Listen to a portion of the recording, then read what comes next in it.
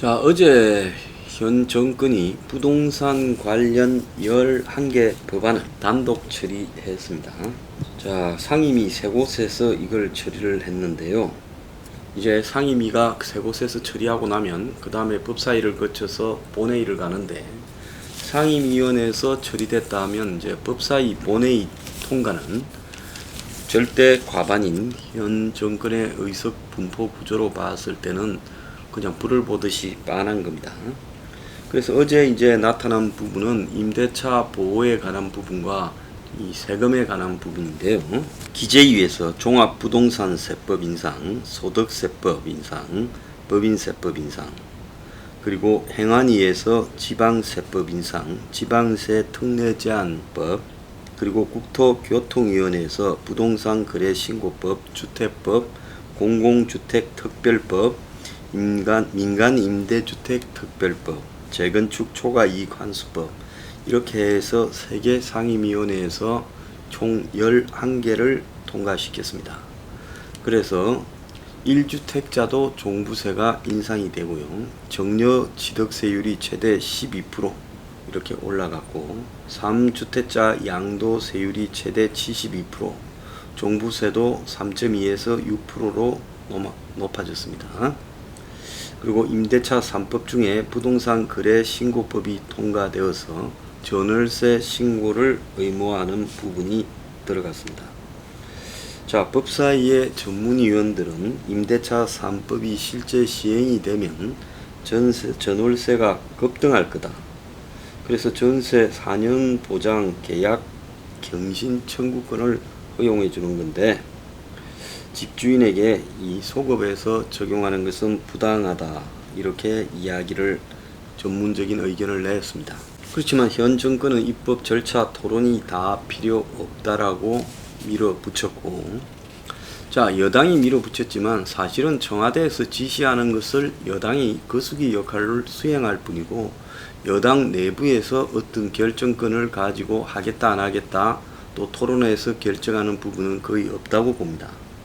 자, 의회 민주주의가 무너졌다고 야당이 말하지만 저는 그 야당 미통당에게도 묻고 싶습니다. 의회 민주주의가 무너졌으면 의회를 하지 말아야지요.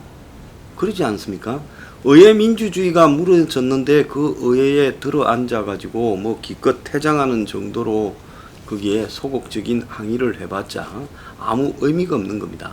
미통당 말대로 의회 민주주의가 무너졌다면 의회를 박차고 나와서 의회를 거부하고 싸워야 된다는 겁니다. 국민 앞에 얼마나 이 정권이 독재를 해 나가고 있는가를 알려야 되겠죠. 자, 그런데 지금 이 부분의 심각한 문제는 뭔가 하면, 이 알려야 되고 싸워야 되는 미통당이 도대체 국민을 위해서 일을 하고 있는가, 아니면 미통당 스스로가 부동산 투기꾼 집단인가 하는 부분에 대해서도 지금 여러 가지 이야기가 나오고 있습니다.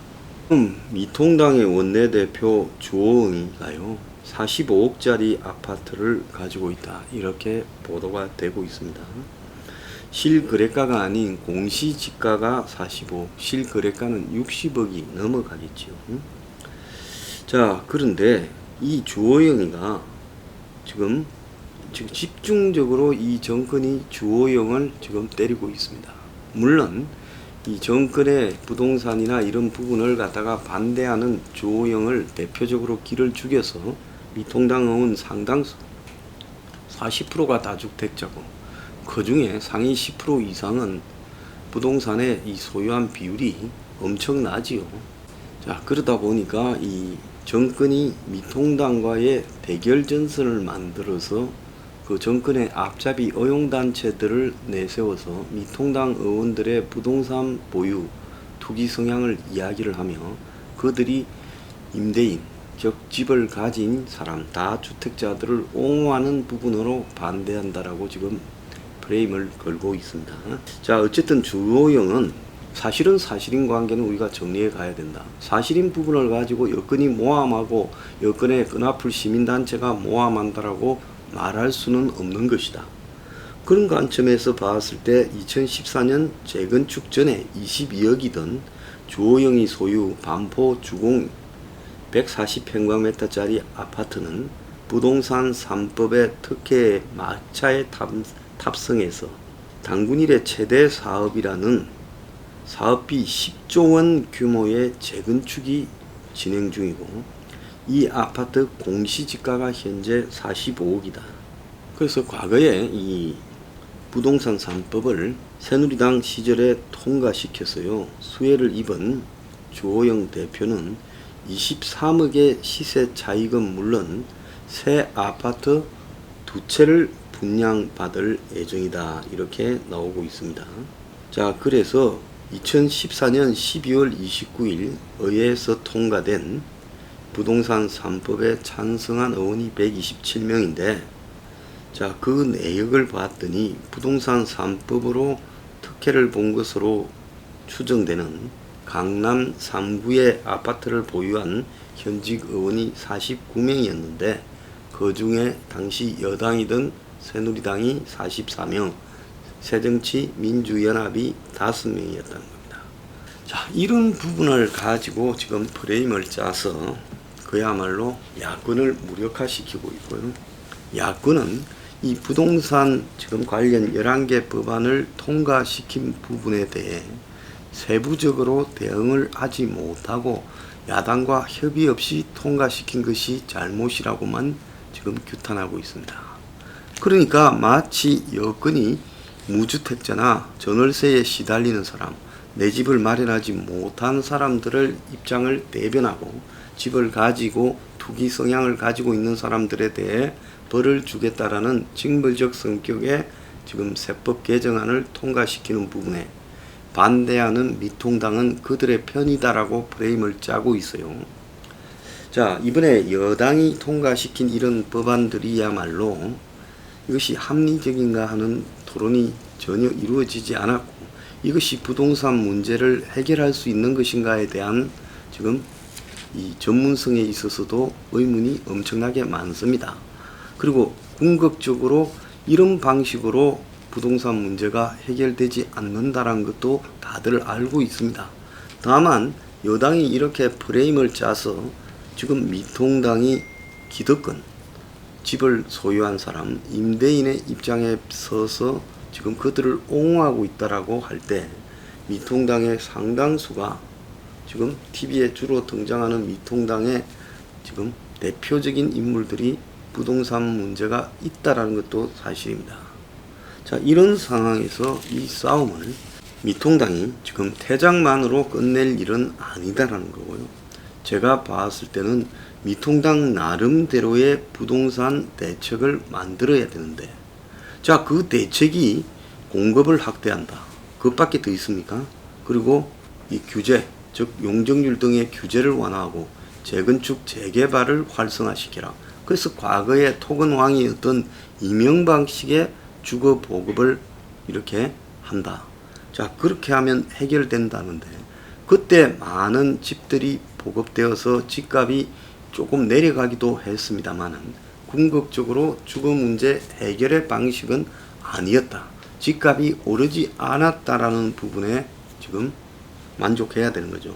그리고 그때 집값이 오르지 않은 것은 이명박의 정책도 있었지만은 그걸 넘어서서 노무현 정권 때 너무 올라버렸기 때문에 사상 유례 없이 폭등했기 때문에 그 반대 기저 효과로 이명박 때 내려간 것처럼 보였다는 겁니다. 자, 이 정권 들어서요, 지금 자기들 하고 싶은 대로 다 하고 있습니다. 상임위원회도요, 자기들 마음대로 전원 정보위까지 다 밀어붙였고, 그리고 이인영뿐만 아니라 박지원도 마음대로 밀어붙였고, 그리고 지금 검찰총장의 수사 지휘권도 뺏어버리고 이제 검사가 아닌 사람 중에 검찰총장을 임명하겠다. 지금 마음에 들지 않는 지금 그 감사원장도 쫓아내려고 지금 작업을 진행 중에 있습니다. 자, 이런 모습들이 독재가 아니면 무엇이 독재겠습니까? 자, 그래서 대한민국에는 지금 여권이 총선에서 얻은 의석을 바탕으로 이미 총선 때 얻었던 자신들의 지지는 석 달 만에 다 까먹어버렸고, 지금 선거를 한다면 여권은 아마 질 수도 있을 겁니다.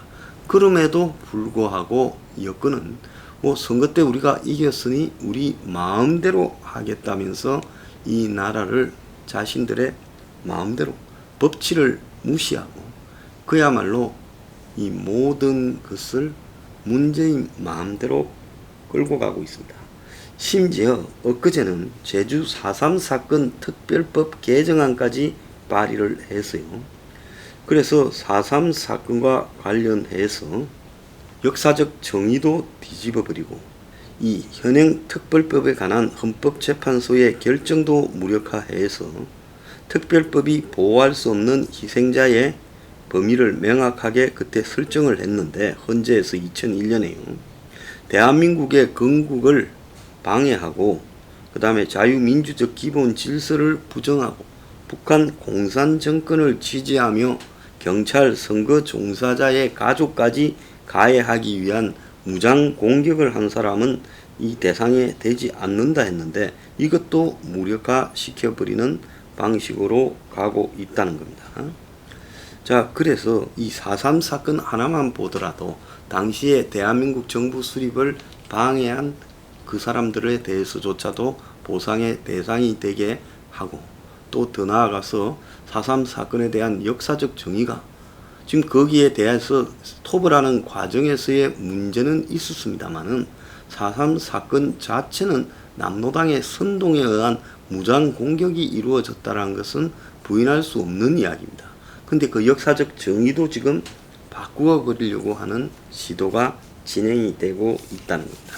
자, 그래서 민주주의 붕괴가 뭐가 민주주의 붕괴가 맞느냐고 하면 모든 민주주의가 붕괴될 때 제가 전에도 누누이 강조했습니다마는 이제 탱크가 등장하고 총칼을 든 군인이 등장해서 국회를 점거하는 방식으로 민주주의가 되는 게 아니라 선동적 포퓰리즘을 내세워서 그리고 돈을 뿌리면서 선거에서의 국민의 이 마음을 흐트리고 그 결과로 선거에 이기는 방식을 채택해서 그래서 선거 이기고 나면 저들 마음대로 민주주의의 규칙들, 상권 분립이라든지 각종 기구의 역할, 즉 검찰의 역할, 감사원의 역할, 국회의 역할, 그리고 여야 합의의 정신 이런 것들을 다 깔아 뭉개어버리면서 법의 이름으로 독재를 저지르기 시작한다는 거죠.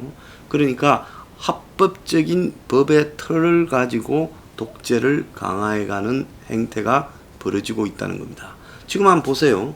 문 정권이 저지르고 있는 모든 잘못들은 다 법에 의해서 무마되고 또 정치적 반대 진영에 대해서는 적폐청산이라는 이름으로 보복을 하고 또 백선엽에 의해서 보듯이 또 제주도 4.3에 의해서 보듯이 또 여수 순천 반란 사건에 의해서 보듯이 5.18에 의해서 보듯이 대한민국의 역사와 관계 있는 중대 사건들은 자신들 마음대로 바꾸어 버리고 있습니다.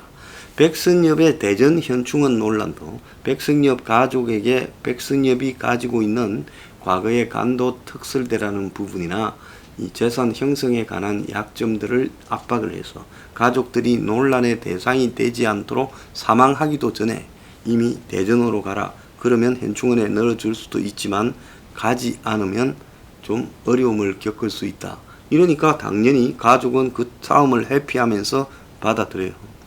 과연 서울 동작동 현충원에 백성엽 한 명이 누울 자리가 없어서 그렇게 했겠습니까? 아니지요.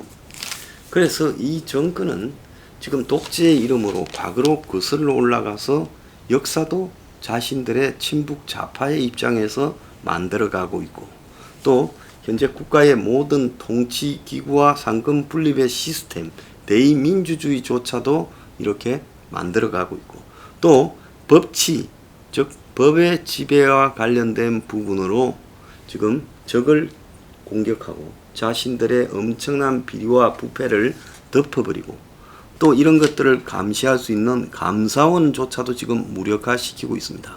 판사들은 이미 문 정권의 딸랑이가 되어버린 지 오래입니다. 자, 이렇게 본다고 하면 이 나라에 지금 신라젠이나 라임이나 옵티머스나 우리들 병원이나 지금 온갖 문 정권이 저지르고 있는 의혹들, 유재수 사건이나 울산 부정선거나 조국 가전 이야기나 이 모든 이 부패 의혹들, 또 손혜원이 문제나 이런 것들은 아무리 이렇게 부각되어 봤자 그걸 정리하는 과정에서 사건의 방향을 왜곡시켜버리고 검찰의 단계 그리고 또 판사의 단계부터 누락시켜가면서 모든 것을 덮어버리고 있다는 겁니다. 자, 이렇게 이 전제적 독재로 가는 이 정권의 목적은 과연 무엇 때문에 그러겠습니까? 국민들을 잘 살게 하기 위해서 그런다고 보면 이렇게 부동산이 폭등하기 전에 벌써 손을 썼어야 되겠죠. 그래서 이들이 이러는 목적은 국민의 잘 살게 하기 위한 독재도 아니고 또 우리나라 국민들을 위한 독재도 아닙니다. 지금 하는 거 보면 북한의 김정은 체제에 대한 복종으로 가고 있지 않습니까? 자, 박지원에 대해서 이 과거에 합의한 밀실 합의한 이명 계약서가 있다니까 박지원이 그 사람 데려오지 않으면 법적 조치를 하겠다. 제보자를 데려오라고 협박하고 나섰습니다. 그리고 위조 문서라고 이야기하고 나섰습니다. 이게 적반하장도 이런 적반하장이 없지요. 문제는 야당이나 이걸 지켜보는 국민이나 이건 아니다라고 지금 판단을 내리고 이 정권을 타도하기 위해서 지금 목표를 정하고 가야 되는데요. 민주주의가 끝났다라고 생각해야 됩니다. 그런데 지금 부동산 폭등하니까 또 수도 이전을 들고 와요. 노무현이가 수도 이전 들고 와서 행복도시 이렇게 결국 돼버렸지만 그것 때문에 대통령 당선된 거 아닙니까? 그래서 이들은 수도 이전을 내걸고 또 재미를 보려고 하고 있습니다. 이게 말이 되는 이야기냐? 그런데 이런 것들이 통하고 있는 것은 무엇 때문입니까? 국민의 수준들이 이것을 용인하기 때문이고 그리고 이 속에서 궁극적으로 벗어나지 못하는 김종인 조영 체제의 야당의 한계 때문입니다. 지금 이쯤 되면 야당은 국회를 비우고 나와서 거리 투쟁으로 과거의 김영삼, 김대중식으로 가야 되죠. 그런데 그럴 생각조차 하지 않고 개헌에 목을 메고 있습니다. 문재인의 시혜에 의한 개헌, 이것이 야당의 목표인데 어떻게 독재를 하지 않겠습니까? 참 한심한 대한민국의 현 상황이 아니라 할 수 없습니다.